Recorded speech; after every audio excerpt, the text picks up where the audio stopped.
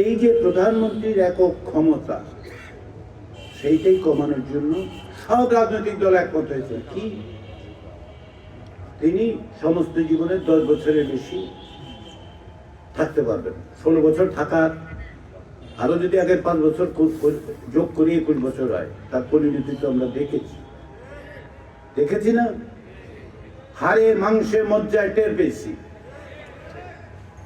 তাহলে ক্ষমতা আপনার কমাইতে হবে, ক্ষমতা ভাগ করতে হবে। কিছু কিছু প্রশ্নের মধ্যে একটা প্রশ্ন হচ্ছে পিআর পদ্ধতি জিনিসটা কি এবং আমরা উচ্চ কক্ষ দরকার থাকে। আমি আপনাদের প্রশ্নগুলোর থেকেই কথাগুলো বলার চেষ্টা করছি। করোনা বা যে কোনো ভাইরাসের এগেইনস্টে ফাইট মানি ব্যাকট্রলের লেফট রাইট। বাংলাদেশে কি হয়? বাংলাদেশে সংবিধান ইচ্ছামতো সংশোধন হয়, 17 বার হয়েছে। কিভাবে সংশোধন হয়েছে? যে আপনি সংসদে 2/3 থাকলেই আপনি মন মতো সংবিধান সংশোধন করে তত্ত্বাবধায়ক সরকার ব্যবস্থা বাতিল করে দিতে পারে। তারপরে ইচ্ছা মতো রাতের ভোট, দামি নির্বাচন কি করতে পারে। এটা বন্ধ করবেন কিভাবে? জুলাই জাতীয় সনদ বলা হচ্ছে এর বাইরে একটা আলাদা হাউস তৈরি করা, 100 জনের, এটাকে আমরা উচ্চ কক্ষ বলছি। 100 জনের থেকে কিভাবে 100 জন হবে? বলে যে আপনি যে ভোট দিলেন, ধরেন আপনি একটা দলকে ভোট দিচ্ছেন, তারা 5% ভোট পাইছে, তাদের দেখা গেল যে সারা দেশ জুড়ে 5%, কোথাওই তারা একটা সিটও পায় নাই। ফলে আপনার সংসদে আপনার কোনো প্রতিনিধিত্ব নাই, কিন্তু আপনার 5% ভোটের কোনো দাম নাই, থাকতে হবে। ওই জন্য আপনার ওই 5%-এর ভিত্তিতে ওই যে 100টা সিট, তার মধ্যে অন্তত পক্ষে 4-5টা লোক যাবে।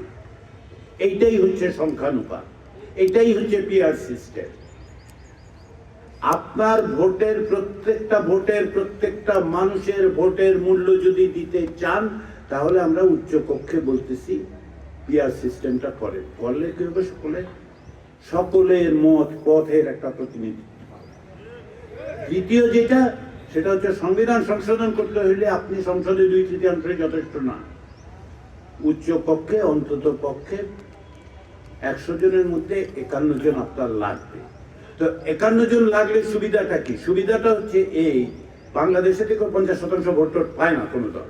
তাহলে আপনি যদি কোনো সংবিধান সংশোধন করতে চান, আপনার দলের বাইরে 4-5টা লোক, 7টা লোক, 6টা লোক লাগবে।